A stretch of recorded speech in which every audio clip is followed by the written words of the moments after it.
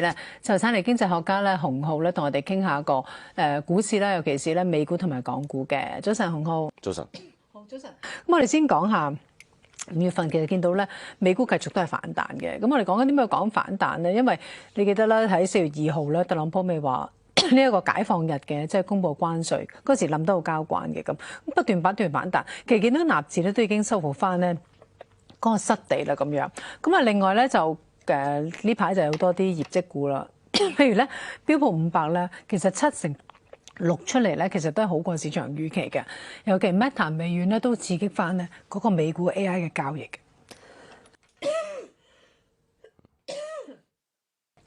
咁啊，不如先問下洪灝你先啦。咁究竟而家咁嘅反彈咧，係咪代表市場嘅信心都已經翻嚟咧？4月基本上收平啦嚇，咁好似冇發生過咁嚇，但係中間我哋見到係有一個史詩級歷史性嘅暴跌啦。咁喺暴跌喺標普去到4800左右嘅時候，同埋我哋恆指去到19000嗰個位嘅時候咧，咁其實當時有好多呢個壞嘅消息咧已經反映喺呢個市場價格入邊噶啦。咁同埋咧佢因為佢跌得好急嘅話咧，咁其實反而係產生咗一個交易性嘅反彈嘅機會咯。咁所以我哋仍然認為咧呢個會繼續反彈啦。咁但係並唔係一個反轉嘅咁樣嘅行情啊。咁但係我覺得因為有一個交易嘅窗口，呢個時間窗口可能2個星期甚至更加長啦。咁我反而覺得即係從交易嘅角度嚟睇咧，其實大家係唔應該太悲觀嘅。好，但係問題係你講幾個禮拜窗口係咪即係代表話反彈幾個禮拜之後有機會重新跌過咧？係有機會嘅嚇。咁但係我覺得喺而家呢個千變萬化市場入邊，2個禮拜嘅行情已經係我覺得係夠吸引㗎啦。因為冇人知道聽日會發生咩事啊！萬一特朗普聽日起身，佢覺得佢又唔 like 嘅話咧，咁佢又去整啲新嘅關稅出嚟嚇，咁就好難講啦。咁so far 咧，我哋覺得一嚟就係呢個技術上邊係一個反彈嘅一個結構喺度啦。咁第二咧就係我哋見到今日朝早亦都中方亦都有消息宣布咧，就話喺度研究緊嚇，同呢個美國傾。咁所以呢個亦都係稍為即係邊際上邊咧，呢個消息面亦都喺度改善緊㗎嚇。咁所以咧造就咗我哋呢波行情。咁我哋相信咧港股今年咧應該喺下半年應該仲係一個新高嘅。好嗱，近排咧大家其中一個市場炒嘅咧就係因為睇緊業績期啦，啲業績出得好多啦咁樣。咁啊，譬如你話 Meta 微軟嗰啲咧就好過市場預期啦。咁但係部分嗰啲就差啲，甚至乎個 Guardians 俾出嚟係差啲嘅。咁可能就冇表現得咁好啊咁。咁係咪即係如果而家要真係去揾美股去短期去炒嘅時候咧，其實係咪即係揾啲績優咧，或者 Guardians 俾到出嚟俾大家咧？即係蘋果講到明，佢嗰個關稅會影響佢嚟緊個成本啦咁。咁但係微軟嗰啲，你即係業績勁，個估值又跌到落去一個比較吸引啲嘅水平啊！有啲分析又話咁樣，係咪微軟呢啲就可以跑出咧咁？如果你真係揀科技股，因為見到科技真係近排反彈都係比較犀利些少嘅，係咪都係睇緊佢哋受關稅影響嘅幅度有幾大咧？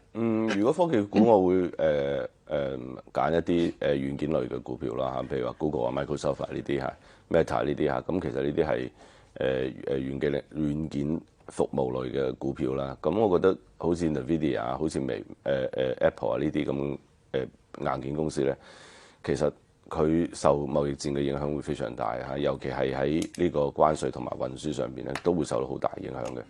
咁我覺得中國呢邊咧，反而我覺得大家香港我哋港股嘅科技股，反而我覺得更加有吸引力啦。一嚟就平好多啦，咁第二咧就係我哋相信喺中美呢一個競爭入邊咧，科技係一個非常重要嘅、非常重要嘅一個板塊啦。咁所以我相信咧會有更加多嘅政策會 support 下去支持呢個板塊嘅，咁同埋消費板塊應該亦都會見到有一啲利好嘅政策去出台嚇。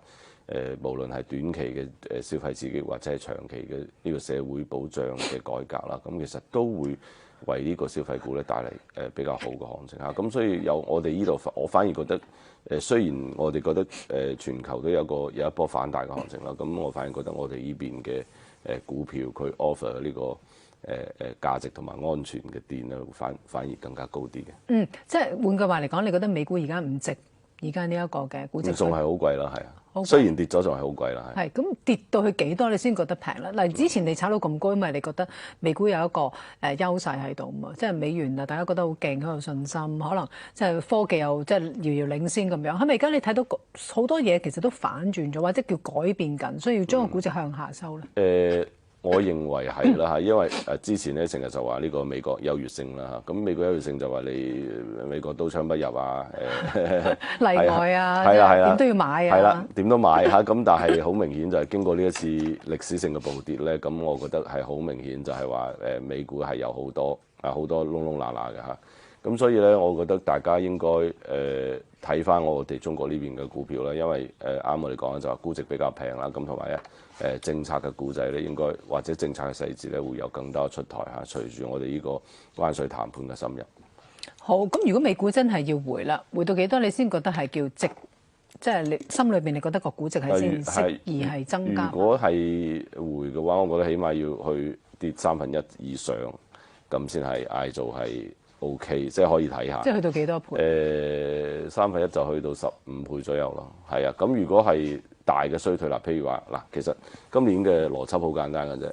如果關稅推高咗美國通脹啦，我哋已經睇到關稅推高咗美國通脹預期啦，大概係去到7左右啦。而家係40幾年嚟最高嘅一個通脹預期咧，而且升得好快嘅嚇。今次好咁嗱，如果係關稅推高通脹，咁然後咧美聯儲唔可以減息嚇，因為就算你冧市都唔可以減息，因為你嘅通脹太高啦嚇。咁同埋美聯儲張表喺度收縮緊嘅嚇，而家去到6字頭噶啦嚇，6萬幾億噶啦。咁同埋咧美國財政方面咧，如果今年係收縮嘅話，而唔係擴張嘅話咧，咁其實財政同埋貨幣同時收縮嘅話，咁呢個就係2022年嗰個行情啊，就係股債雙殺啊，即係因為通脹太高，你個息口要放喺好高嘅位置嚇，咁所以咧債券冇乜表現啦。咁但係股票咧，因為你個貨幣政策收緊，同埋呢個財政政策收緊咧，咁其實你都會見到呢個股市表現好差。咁所以2022年咧係股票科技股係納指係跌咗接近40%嘅，30幾嘅係。OK， 即係用嗰陣時嗰個經驗，其實今年有機會。有機會真係複製翻，係都升咗好多年啦。係，但係其實聯儲局有2個 mandate 㗎嘛。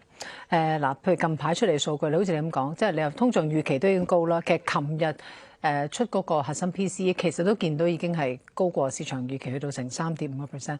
GDP 第一季都係3年嚟首次萎縮啦。消費支出個增速都係降到2年最低啦。製造業嗰啲亦都係轉差，就業市場都係轉差啦咁樣。當然你話聯儲局一個要做嘅嘢就係要就業市場穩定，另外就係嗰個通脹要係控制住咁樣。2個 mandate， 當然而家你話聯儲局可能會揀控制通脹，但特朗普咧就覺得你真係如果冧經濟嘅時候咧，你應該係要就業嗰度，你要俾多啲嗰個關注落嗰個經濟喺就業嗰度咁。即係而家嚟緊聯儲局其實真係兩難啊。係冇錯，我覺得所以鮑威爾仲有失業嘅危險嚇，咁所以咧係比較困難嘅局面啦嚇。咁今年如果係通脹唔可以回落嚇，同埋咧呢個中美雙方嘅呢個談判，假如嚇唔係好順利嚇，會產生好大不確定性嘅話咧，咁其實我覺得美股其實呢個回調未有結束嘅。咁但係我哋而家仲係睇住個反彈先。好，咁啊前景咧，美國經濟前景啦，其實出嚟嘅數據近排都已經係大部分嚟講咧，都係已經係轉差緊嘅。係冇錯。係啦，嚟緊個轉差速度你睇係會加快。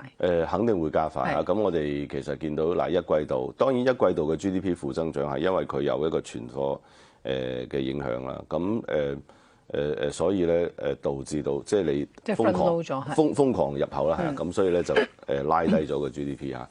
咁所以呢個係一個技術性嘅所謂技術性嘅負增長啦。咁二季度我相信亦都會有類似情況，因為二季度呢個90日嘅關稅嘅談判咧，咁其實佢係仍然有不確定性啊。咁所以二季度你嘅呢啲硬數據，所謂硬數據啦，譬如話就業啊、工作市場啊、工資嘅增長啊、零售嘅增長、PMI 等等，咁其實呢啲都會出現好明顯嘅放緩嘅跡象㗎嚇。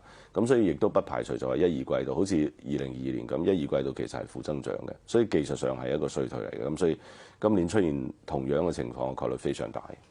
好。啱啱你講咗點啦，即係有機會又出現呢一個股債雙殺啦。咁呢個可能源於點睇美元嗰個前景啦。其實好奇怪嘅喎，你4月初佢公布呢個關稅嘅時候，大家就擔心嗰個嗰個通脹會飆升咁樣。但係當時咧個息口浪高，大家覺得個息口跌唔到落嚟嘅時候咧，美元又跌喎。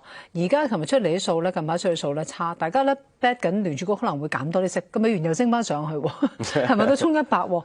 其實美元大家最核心係未必真係睇住息口係嘛？點睇嗰個前景咧？個霸主地位啦。冇錯冇錯。